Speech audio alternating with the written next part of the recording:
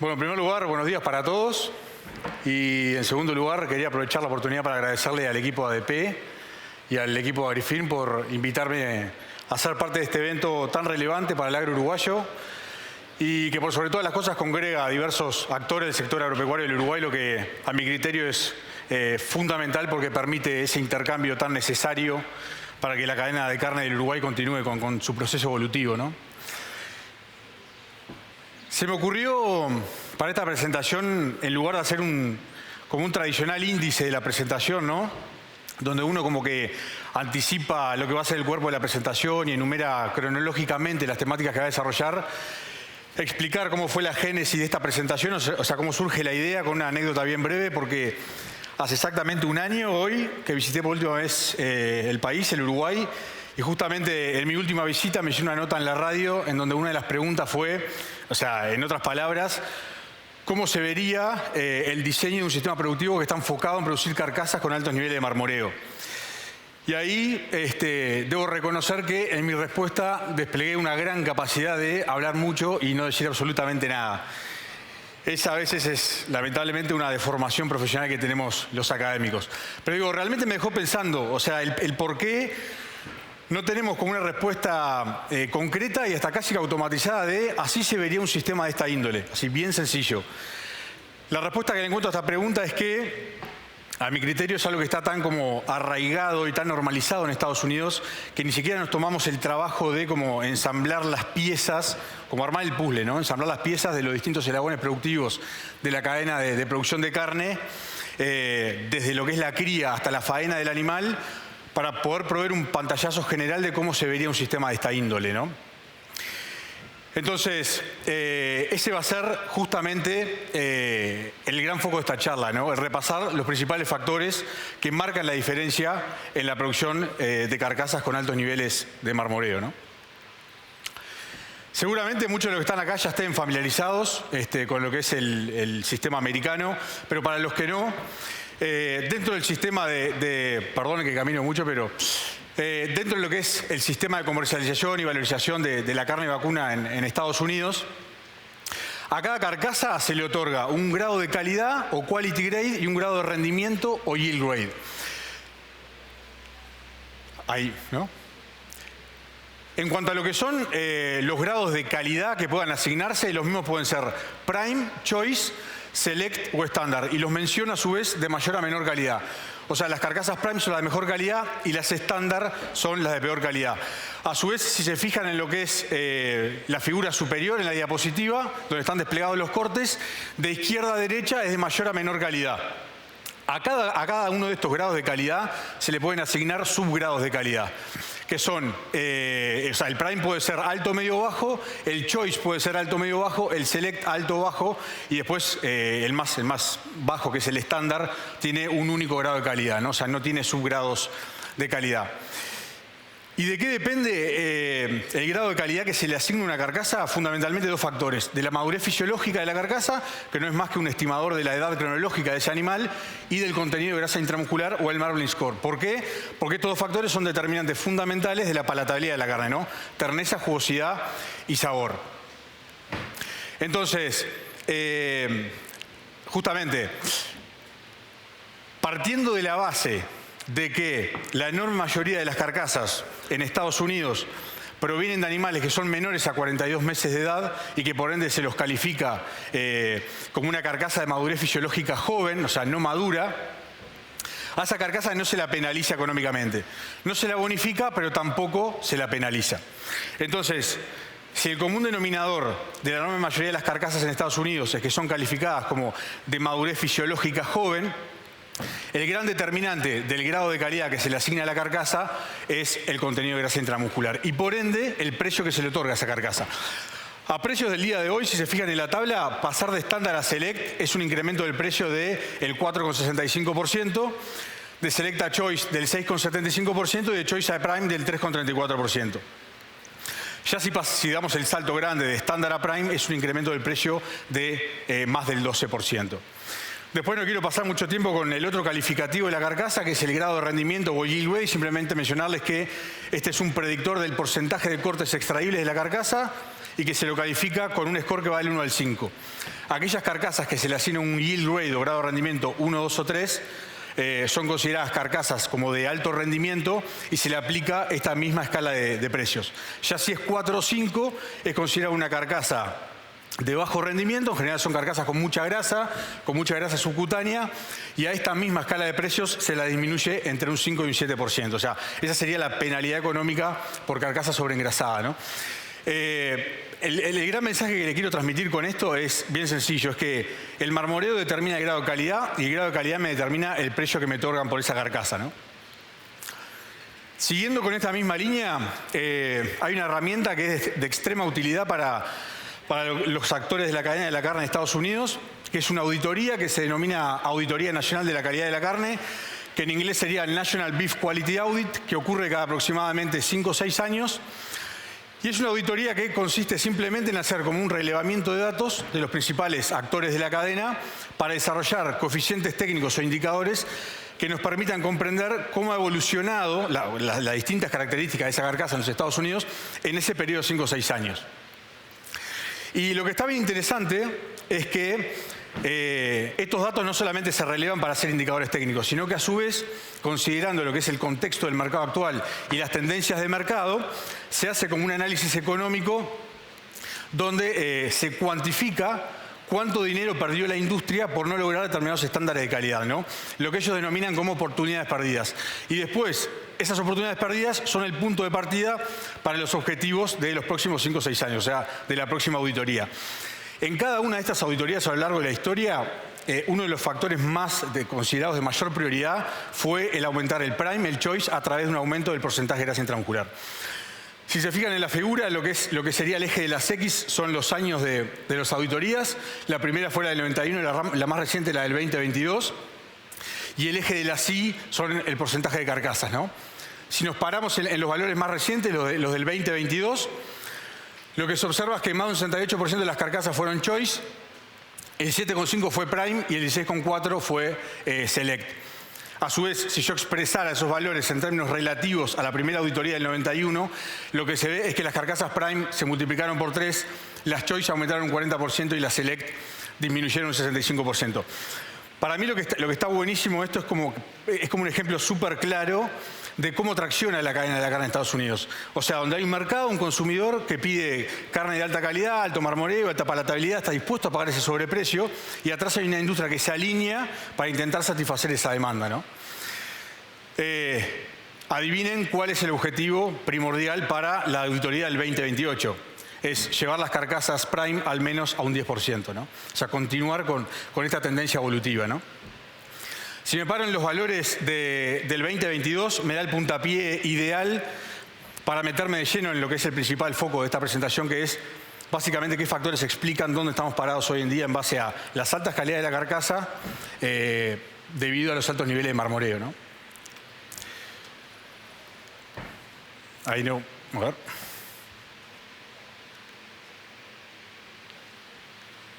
No sé, ahí se trancó.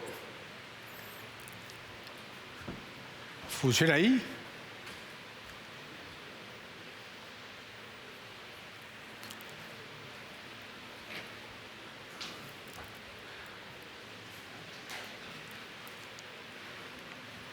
¿Ahí no cambia?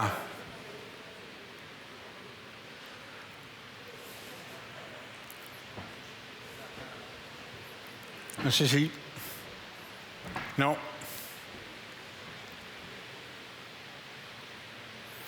Problemas técnicos, sepan entender.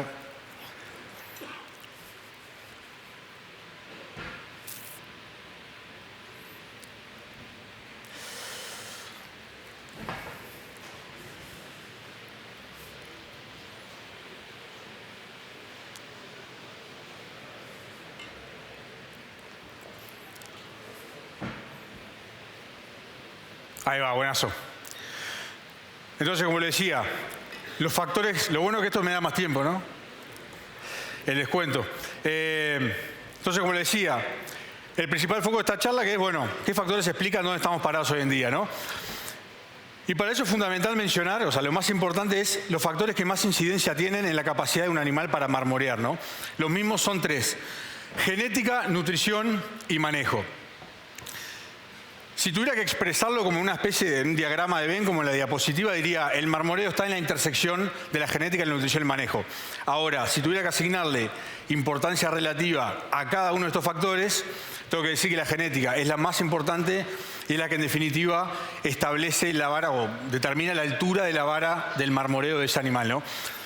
Después, por más que me duela en el alma como nutricionista, tengo que decir que el manejo nutricional y el manejo del animal en general simplemente cumplen el rol de acompañar al potencial genético de ese animal y permitir que ese potencial genético se exprese y no se me quede por el camino, ¿no? Entonces, un animal que tiene un alto mérito genético para almacenar grasa en los depósitos intramusculares, o sea, entre las fibras musculares, es el gran punto de partida de un sistema que está enfocado en la producción de carcasas con altos niveles de marmoreo. O sea, es la genética, ¿no? ¿Y qué es lo que buscamos específicamente con un animal de alto potencial genético para marmorear? Lo que buscamos es un animal que, sin relegar al potencial de crecimiento del animal, o sea, a su capacidad de producir músculo esquelético, tenga una capacidad de distribuir de manera más rentable la grasa dentro de la carcasa. O sea, mayor capacidad de almacenar grasa en los depósitos intramusculares y menor capacidad de almacenar grasa en los depósitos subcutáneos, ¿no? O sea, almacenarlo donde me valoriza la carcasa y no donde me la van a penalizar después, ¿no? Justamente lo que es la relación o el cociente grasa subcutánea, grasa intramuscular, es uno de los indicadores que más miramos para determinar la capacidad de marmoreo de ese animal, ¿no? Y justamente a lo largo de todas las auditorías nacionales de la calidad de la carne, el objetivo primordial ha sido disminuir progresivamente esta relación grasa subcutánea, grasa intramuscular. ¿Por qué? Bien sencillo, porque lo que buscamos es y lo que hemos logrado es progresivamente faenar animales igual de gordos, o sea, mismo espesor de grasa subcutánea, pero más grasa en los depósitos que me importan, ¿no? En la grasa intramuscular. Si miran la figura, la gráfica de la izquierda, eje de las X son los años, eje de las Y es la diferencia esperada en la progenie por marmoreo. Lo que se observa es que del 95 a la fecha, prácticamente, 2023, ese PD por marmoreo es un aumento prácticamente sostenido. Eso es simplemente consecuencia del éxito que han tenido los programas de mejoramiento genético por marmoreo en Estados Unidos, ¿no? Justamente el éxito o la efectividad que han tenido estos programas de mejoramiento genético por marmoreo se explican básicamente por dos factores. Uno, la heredabilidad media alta del marmoreo. Y dos, la baja correlación fenotípica que tiene con el espesor de grasa subcutánea. De nuevo, lo que nos ha permitido a lo largo de la historia el ir progresivamente disminuyendo la grasa subcutánea y aumentando la deposición de grasa intramuscular, ¿no? Acá no voy a perder mucho tiempo. Esto simplemente lo que muestra... no quiero pasarme tiempo, pero simplemente lo que muestra es, si se fijan, lo que es eje de las X es espesor de grasa subcutánea medido en inches, en pulgadas, y el eje de las Y es el porcentaje de carcasas, ¿no? Sencillo, lo que se observa es que a medida que aumenta el espesor de grasa subcutánea, el porcentaje de carcasas select y estándar, que son las de peor calidad, tienden a disminuir y las prime y las choice tienden a aumentar. Lo que es interesante es que si nos paramos en la mitad del gráfico, lo que sería 0,5, 0,59 pulgadas, que son 1,5 centímetros de grasa subcutánea, a medida que aumenta el espesor de grasa subcutánea, la tendencia es la misma, o sea, el select y estándar van a disminuir y el prime y el choice van a aumentar. Pero igual puedo tener animales excesivamente gordos, con 2 centímetros de grasa subcutánea, igual tienen una muy baja capacidad de depositar grasa a nivel intramuscular, y otros una alta, ¿no? Un poco lo que marca la diferencia entre el mérito genético de cada uno, que independientemente de la cantidad de grasa que tenga esa carcasa, algunos tienen mejor capacidad de redireccionarlo a los depósitos que me la valorizan, ¿no? Interesante, estos son los datos del 91, la primera auditoría, no tengo la de la última auditoría, o sea, los datos exactamente así expresados para compararlos, pero sí les puedo decir que la tendencia sería exactamente la misma, o sea, más espesor de grasa subcutánea, menos select y menos estándar y más choice y más prime, pero la diferencia es mucho más marcada. O sea, a mismo espesor de grasa subcutánea, más grasa intramuscular, ¿no? Entonces, si el punto de partida de estos sistemas que están orientados en la producción de carcasas con altos niveles de marmoreo es un animal de alto mérito genético para marmorear, desde el punto de vista nutricional, acá ya me voy metiendo en la nutrición, la pregunta precisa sería, ¿qué manejo nutricional me permite que ese animal exprese ese alto potencial genético por marmoreo, ¿no? O la pregunta que me realicé previo a mi doctorado, que después intenté responder con una serie de experimentos, es ¿cómo hacemos para disminuir la relación grasa subcutánea y grasa intramuscular solamente con el manejo nutricional, ¿no? O sea, el punto de partida es el mismo, es la genética del animal. Si observan la figura, lo que es el eje de las X son los meses de gestación de la vaca, ¿no? O sea, porque para responder justamente estas preguntas del manejo nutricional, tenemos que remontarnos a los inicios del ciclo productivo del animal. O sea, cuando ese animal es un feto y está siendo gestado por la madre, ¿no? Entonces, de nuevo, eje de las X, meses de gestación, y después lo que se muestra es el crecimiento y desarrollo de los tejidos productivos, músculo esquelético y tejido adiposo, ¿no? Que es la grasa. Los triángulos, ahí no sé si se ve bien, los triángulos que aparecen en rojo es el músculo esquelético y el amarillo es el tejido adiposo o la grasa. Les pido que se centren en este último, ¿no? Y lo que se observa es que en los últimos 4 meses, y acá no los quiero aburrir con lo que es fisiología de crecimiento y desarrollo, pero hay una distinción que hay que hacer que para mí es fundamental, y es que la grasa intramuscular o el tejido adiposo intramuscular, al igual que cualquier tejido, crece en 2 etapas. Una etapa inicial de hiperplasia y una final de hipertrofia. En la etapa inicial de hiperplasia, el crecimiento de este tejido es simplemente por un aumento del número de células, ¿no? Lo que denominamos células adipositas intramusculares o adipocitos intramusculares, ¿no? Y este es un crecimiento que es más cualitativo, no es cuantitativo, no es algo que es fácilmente percibible por el ojo humano, ¿no? No es algo que no lo vemos, ocurre como de manera invisible, ¿no? Y después, esos adipocitos, más adelante en la vida del animal, empiezan a almacenar grasa, se hinchan, se hipertrofian, y eso sí constituye un crecimiento más cuantitativo, que es en definitiva el marmoreo visible que vemos cuando faenamos al animal, ¿no? En estos últimos 4 meses de gestación, el tejido adiposo del feto, incluido el tejido adiposo intramuscular, crece principalmente por hiperplasia, o sea, aumentando el número de células adipositas intramusculares, ¿no? Y a su vez, esto se extiende, este crecimiento por hiperplasia, se extiende hasta la edad del destete convencional del animal, ¿no? 6-7 meses de vida. Si observan la figura, también el eje de las X es el ciclo productivo del animal, que va desde gestación hasta faena, pasando por lo que es nacimiento y destete convencional. En Estados Unidos el destete convencional es aproximadamente a los 7-8 meses de edad. Es un poquito más prolongado que acá en Uruguay, ¿no? Lo único que quiero que miren es que, si ven, ahí están distribuidos los distintos depósitos grasos de la carcasa, el intramuscular, el intermuscular, el subcutáneo y el visceral. Y a su vez la fracción que está en azul es este crecimiento por hiperplasia, y después en rojo el crecimiento por hipertrofia. O sea, ese tejido deja de producir células y esas células empiezan a hincharse de grasa, ¿no? Y les pido que se enfoquen solamente en el de arriba, ¿no? Que es la grasa intramuscular. Y fíjense que si yo me paro en lo que sería más o menos los 100 días de vida del animal, ¿no? Que sería un destete precoz, una cosa así, la grasa intramuscular continúa produciendo células, continúa creciendo por hiperplasia, y el resto de los depósitos grasos empiezan ya a hipertrofiarse. Esto se denominó en Estados Unidos como la ventana de oportunidad del marmoreo, ¿no? Que no quiero perder tampoco mucho tiempo acá, pero bueno, se buscó con distintos manejos nutricionales intentar potenciar esta ventana de marmoreo para producir más células, ¿no? Destetarlo precozmente y evaluar distintos manejos. Pero la idea más importante, que para mí acá es clave de esta temática, es que desde los últimos 4 meses de gestación hasta el destete de ese animal, el tejido adiposo intramuscular, de nuevo, crece por hiperplasia. Aumenta el número de células adipositas intramusculares. Y eso es el determinante fundamental del mérito genético de un animal para marmorear, ¿no? No soy genetista, pero me atrevería a decir que esto es el sello de un animal que tiene alto potencial genético para marmorear. Caso más claro, los Wagyu, ¿no? Esta es la gran diferencia, el número de células que puede producir, ¿no? Porque, un tema lógico, ¿no? Después que producí todas estas células, más adelante en la vida del animal, cuando entra al corral de engorde con 350 kilos para engrasarse, quiere decir que cuanto más células tengo para depositar grasa intramuscular, más grasa puedo redireccionar hacia esos depósitos. Es bien sencillo, ¿no?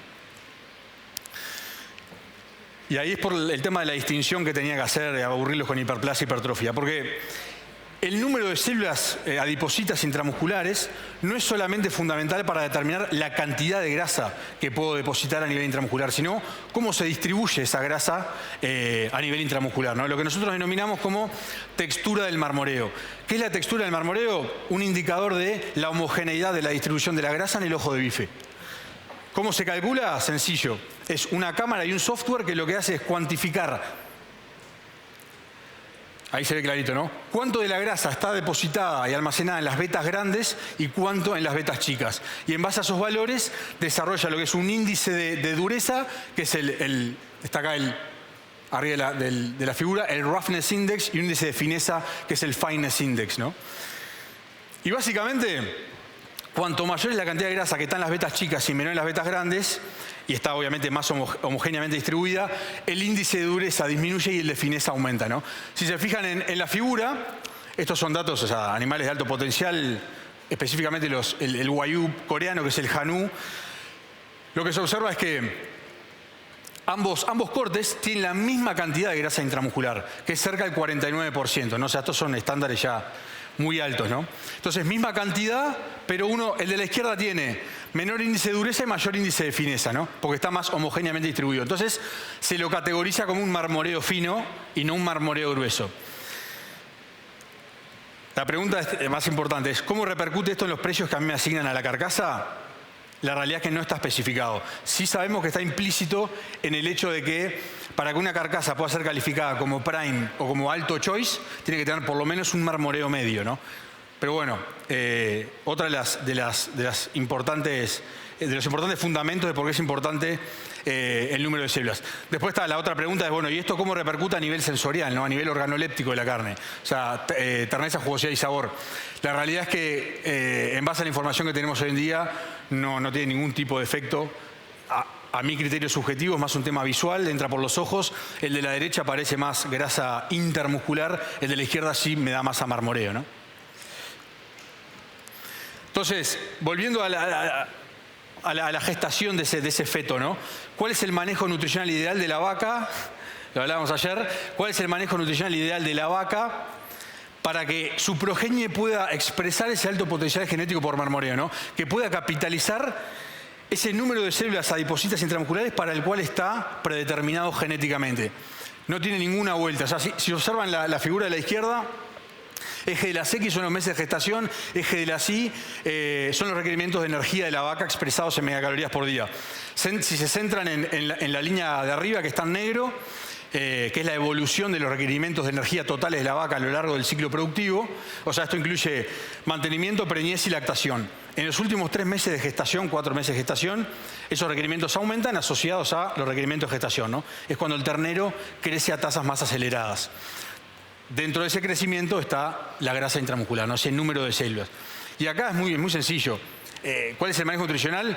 El aportar dietas con energía, proteína, minerales y vitaminas suficiente para satisfacer esos requerimientos de gestación y a su vez que la vaca tenga un surplus de ganar 200, 300 gramos por día, ¿no? Es como la zona segura. Por debajo de eso ya empiezo a correr el riesgo de que ese potencial no se exprese y por encima ya no vemos respuesta, o sea, ya no tendría sentido. También se han evaluado el efecto tipo de energía, suplementamos, o sea, último tercio de gestación, dietas isoenergéticas, más maíz o más grasa o más fibra. O sea, no hay respuesta, o sea, es cantidad de energía, ganancia diaria de 200, 300 gramos por día de la vaca. Esto en Estados Unidos ya no se discute, o sea, a cualquier criador que uno visite, sobre todo en lo que es medio oeste, sureste, Kentucky, toda esa parte, le preguntás, ¿y cuál es tu objetivo productivo? Y es 300 gramos por día. Con esto me quedo tranquilo. ¿Y qué pasa cuando el ternero está al pie de la madre, ¿no? Previo a destetarlo convencionalmente? La mayoría, que le mencionaba, que inclusive lo hicimos nosotros durante mucho tiempo, básicamente los esfuerzos científicos se direccionaron a evaluar qué pasa si yo desteto precozmente, cuando se genera esa ventana de oportunidad del marmoreo, y aplico distintos manejos nutricionales, ¿no? Generalmente variando la cantidad de grano y la cantidad de energía, ¿no? Sobre todo la cantidad de almidón. Y después, bueno, observo el marmoreo. La realidad es que lo que hemos visto es que esto, inclusive si uno saca muestras del ojo de bife en distintos momentos de la vida del animal y evalúa la expresión genética, esta ventana de oportunidad del marmoreo existe. O sea, se ve que la grasa intramuscular está produciendo muchas células. Pero lo que sí no podemos hacer es modificarlo nutricionalmente. Lo único que podemos hacer es acompañar a algo que ya está predeterminado genéticamente. ¿Cómo lo logramos? Permitiendo que ese ternero crezca a una tasa de 650 gramos por día al pie de la madre. Lo cual es una tasa de crecimiento totalmente normal para lo que es un contexto productivo, ¿no? No hay que hacer mucha cosa para lograr eso. ¿Y qué pasa durante la recría, no? O sea, esa etapa entre el destete del animal y que el animal llega a 350, 380 kilos para entrar al corral de engorde para engrasarse y terminarse. Para mí acá la pregunta más importante que siempre nos hicimos fue, bueno, ¿cuál es la tasa de crecimiento ideal de ese animal durante la recría para no comprometer su potencial genético para marmorear, ¿no? Y acá, para hacerla corta, digo, porque el tiempo es tirano, el objetivo de recría por excelencia en Estados Unidos son 800 gramos, 1 kilo por día. Es un poco el margen en el que siempre nos movemos. La pregunta es, ¿por qué, no? Y acá les pido capaz que me sigan un poco. Porque en un animal que yo desteto, o sea, el número de células ya está fijo. Ese partido del marmoreo ya se terminó.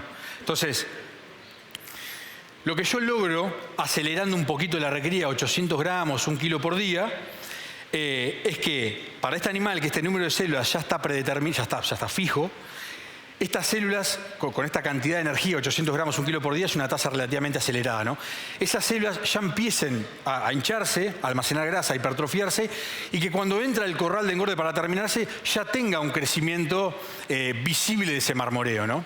Entonces, ¿qué me asegura? Que después, con un mínimo de 140, un mínimo es, el cierre mínimo en Estados Unidos, ¿no? Yo sé que después, con 140 días de terminación, con una dieta típica de terminación en Estados Unidos, cuando yo faeno ese animal, el 28% del peso vacío, que es el peso del animal menos el contenido del tracto gastrointestinal, el 28% de ese peso vacío es grasa. Cuando el 28% de ese peso vacío es grasa, es el low choice. O sea, este es como el umbral de choice. Yo sé que ahí me lo aseguro, ¿no? Y de nuevo, esto va a todo el trabajo histórico, donde yo sé cuánta grasa subcutánea, cuánta grasa intramuscular en base al número de células. Entonces, con un 28% yo sé cuánto marmoreo va a haber, ¿no? Entonces, nosotros siempre, nuestro objetivo mínimo es 28%. Pero bueno, ese es un poco el chiste de la recría, ¿no? Que ya empieza a engrasar el animal, ¿no? Si no, después lo tengo que llevar a 180 días de terminación, si entra muy magro, ¿no? Porque creció muy lento en la recría, para llegar a ese low choice, ¿no? Y entonces hago una recapitalización bien breve, ¿no?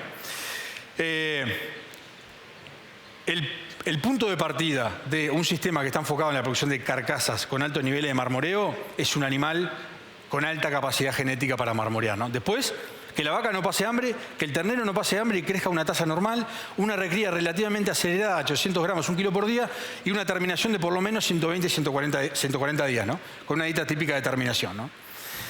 Pero la realidad es que en estos últimos 5 años es donde vimos el salto en calidad y en marmoreo más grande de la historia, ¿no? Entonces, ¿cuál es la razón? También, o sea, acá esto lo simplifico todo. Es que faenamos animales, lo mostraba Alex, cada vez más pesados y cada vez más gordos, ¿no? Si observan lo que es el eje de las X del gráfico, estos son los años, el eje de las Y es el peso de carcasa caliente en kilos, ¿no? Entonces, lo que se observa es que históricamente, o sea, la tendencia es aumentar el peso de esta carcasa anualmente, ¿no? Hay una diferencia de un poco más de 70 kilos entre el 95 y el 2025 en peso de carcasa, ¿no? Que eso más o menos corresponde a un incremento anual de 2.15 kilos. Si me paro en lo que fueron los últimos 5 años, estas tasas de incremento en peso de carcasa anual fueron incrementales, ¿no? Cada vez mayores. ¿Por qué? Porque lo que hicimos es aumentar los días en alimentación, faenarlo más pesado y también más gordo. Entonces, como está más gordo, ¿se acuerdan ese 28% de grasa peso vacío? Hoy es 30-31. Entonces, tengo más grasa, también tengo más marmoreo, ¿no? Bien sencillo. ¿Y por qué faenamos animales cada vez más gordos, más pesados y bueno, hoy son carcasas ya pasamos los 420 kilos, ¿no? Es una cosa de locos. Entonces, ¿por qué faenamos animales cada vez más pesados? ¿Y por qué aumentamos los días en alimentación? Sencillo, por el marco de precios tan bueno que hemos visto en estos últimos 5 años en el precio del animal gordo, ¿no? Lo que responde a esta pregunta de por qué el precio es tan bueno es sencillo, es oferta-demanda. Tampoco soy economista, pero hay un tema de que la demanda en Estados Unidos no para de crecer, tanto nacional como internacional, y a su vez hay cada vez menos abastecimiento. ¿Por qué? Porque el stock ganadero vacuno es el más bajo de los últimos 70 años. Si a eso le ensamblo a la ecuación económica, que a su vez la reposición está a $8 y pico el kilo, o sea, también récord histórico, la cuenta que más cierra es aumentar los días en alimentación, no salir a comprar otro animal y meter más ciclo de corral, ¿no? Esto simplemente mostrarles que, bueno, hoy actualmente, para la redundancia, un engorde típico son 210 días en promedio, hoy estamos casi en 250. Y acá es una cosa que es fundamental mencionar, ¿no? Porque ya me imagino lo que están pensando muchos los que están en ganadería. Bueno, creo que ustedes también lo hablaban. Si yo paso de 140 días en alimentación a 210, estoy estirando la parte que no quiero estirar, que es la más ineficiente porque el animal está poniendo más grasa. ¿Cómo lograron los americanos combatir esta ineficiencia y esta baja rentabilidad? Con los famosos promotores de crecimiento. O sea, hoy el cóctel de promotores de crecimiento que usamos en la dieta de terminación es cada vez más potente, ¿no? Implantes hormonales cada vez más potentes y lo que son agonitas beta-adrenérgicos, que son los redireccionadores de la energía, que básicamente lo que hacen es, por unidad de tejido retenido, disminuyen la cantidad de grasa que el animal deposita y aumenta el músculo. Entonces cambia la ecuación de la eficiencia, ¿no? Entonces el animal sigue engrasando, voy a tener ese marmoreo, pero me amortigua un poco esa caída en eficiencia y en rentabilidad, ¿no? Sería genial poder hacerlo acá, pero me parece que es un partido perdido ese. Y esto tiene que ver con esto, ¿no? Si observan la gráfica, el eje de las X es lo que yo les comentaba hoy, el tema de grado de rendimiento, el yield grade, de 1 a 3 son carcasas de alto rinde, 4 o 5 bajo rinde, carcasas sobreengrasadas que me van a penalizar económicamente, ¿no? Y a su vez, eje de la Y es el porcentaje de carcasas. Si comparo los datos del USDA del 91 con el del 2024, la columna en azul es el 91, en naranja es el 2024. Si se observan lo que son las carcasas 4 y 5 sobreengrasadas, pasaron de ser un 4% a superar el 22%. Lo que refleja que faenamos animales cada vez más gordos, ¿no? Si yo a esto le saco promotores de crecimiento, 50% de carcasas sobreengrasadas, ya la ecuación no cierra por ningún lado, por más precio el gordo que tenga, ¿no? Y bueno, ya para ir terminando, pasando un poco a la página de todo lo que es genética y nutrición, ¿cómo afecta el manejo en general del animal sobre la capacidad de ese animal para marmorear? O sea, yo me centro fundamentalmente ya en la etapa de terminación a corral, ¿no? Y esto es bien fácil, o sea, todo lo que atente contra el confort de ese animal, a ese animal lo va a estresar. Un animal que está estresado es un animal que marmorea menos, ¿no? Porque básicamente lo que hace el estrés es que ese animal coma menos energía y a su vez esa energía la use para otras funciones, principalmente mantenimiento. Entonces el organismo tiene menos energía para almacenar en forma de grasa en los depósitos intramusculares. Bien fácil. Los principales factores estresantes en el corral, clima e infraestructura. Con el clima no hay mucho que puedo hacer. Con infraestructura, sí lo que puedo hacer es invertir en una infraestructura que optimice y maximice el confort animal y me asegure ese salto en calidad de carcasa, no ese salto en marmoreo. Esto es algo que es fundamental. Una analogía que para mí es interesante, bueno, seguramente muchos hayan escuchado de que en los corrales de Wagyu en Japón los animales les ponían parlantes con Beethoven y música clásica y tomaban cerveza y los masajeaban. Era tipo un spa. Obviamente que esto no es así. Simplemente es una analogía de la importancia que ellos le asignan a maximizar el confort de ese animal para mejorar la infiltración y el porcentaje de grasa intramuscular, ¿no? Sobre todo cuando queremos dar ese salto en calidad, ¿no? Lo otro, ¿qué pasa cuando ese estrés, ese factor estresante, incide permanentemente, ¿no? Ese estrés se vuelve crónico. Un animal que se estresa de manera crónica es un animal que, por un lado, se inmunodeprime, o sea, le bajan las defensas, y a su vez tiene un intestino más permeable a que entren bacterias y toxinas. Entonces, es un animal que es más propenso a enfermar. Un animal que es más propenso a enfermar es un animal que tiene un mayor consumo de energía por parte del sistema inmune, que obviamente tiene prioridad en la escala de funciones fisiológicas y por ende menos energía va a tener para almacenar en el tejido adiposo intramuscular, ¿no? Bien sencillo. Estos son algunos datos, digo que hoy más o menos sabemos que una inflamación aguda de un animal te lleva 2,5 kilos de grano, una inflamación más leve te lleva hasta medio kilo de maíz por día, ¿no? Lo cual es significativo. También simplemente, bueno, ya estoy ahí, tiempo excedido, pero me robaron un minuto. Esto es gran parte, de nuevo, de lo que explica brevemente por qué estamos parados en marmoreo en Estados Unidos, ¿no? También para mí hay otro factor que es importante, que lo hablábamos con la gente de ADP y la gente de AgriFirm, que es una realidad que lo que ha pasado en Estados Unidos es que hay otro factor en la ecuación que ha aumentado significativamente el marmoreo de las carcasas, que es la participación activa de las cruzas, lo que es el beef on dairy, ¿no? Las cruzas, sobre todo de la raza Holando, con distintas razas carniceras, ¿no? Más o menos anualmente, tengo la diapositiva más adelante ahí, ¿no? Capaz que la muestro, la puse por las dudas porque si no me da el tiempo. Pero más o menos lo que anualmente el sector lechero nos abastece a los corrales de engorde con 4 millones de cabezas anualmente, ¿no? Lo que pasó es que se achicó el stock ganadero vacuno, el lechero se mantuvo igual, entonces la participación del holando se concentró, es cada vez más importante, ¿no? Y esto es parte del salto al marmoreo. El holando, a diferencia de lo que a veces el Vox Populi, es un gran marmoreador, ¿no? Tiene un alto mérito genético para almacenar grasa a nivel intramuscular, ¿no? Entonces, y bueno, algunos datos simplemente para mostrarles. Estos son datos bastante recientes de qué es lo que hace la raza carnicera cuando la mezclo con el holando, ¿no? Cómo le mejora la carcasa. Primero mejora, obviamente, si se fijan al principio, lo que es la ganancia diaria de peso, ¿no? Y la conversión, obviamente. Comen lo mismo, gana más, es más eficiente. El beef on dairy versus el holando, ¿no? Y a su vez lo que más nos interesaba a nosotros que eran las características de carcasa, ¿no? Y lo que se ve claramente es que cuando meto el beef on dairy en la derecha, que es el Olangus, el porcentaje de dressing aumenta prácticamente un punto, aumenta el espesor de grasa subcutánea, aumenta el área de ojo de bife y el marmoreo se mantiene prácticamente igual. O sea, me levanta un poco la gran contra que tiene el holando, ¿no? Que es bajo rendimiento, área de ojo de bife chica, etcétera, ¿no? Entonces, esta es una gran alternativa y creo que es algo que en Uruguay va a crecer porque es algo que en Estados Unidos está adquiriendo cada vez más importancia y sin duda que va a seguir creciendo. Me gustaría terminar de nuevo agradeciendo a la gente de ADP, a la gente de AgriFirm, y simplemente le robo una frase a un colega profesor de la Universidad Estatal de Dakota del Sur, que hablábamos un poco de las calidades tan altas que ellos estaban obteniendo, y yo le decía, bueno, ¿dónde ves vos la diferencia? Él me decía, mirá, yo lo único que sé que me di cuenta que si parto de un animal con alto potencial genético, para marmorear, lo único que puedo hacer es embarrarla, es lo único que puedo hacer. Así que con eso, gracias a todos y gracias por 35 minutos de tiempo.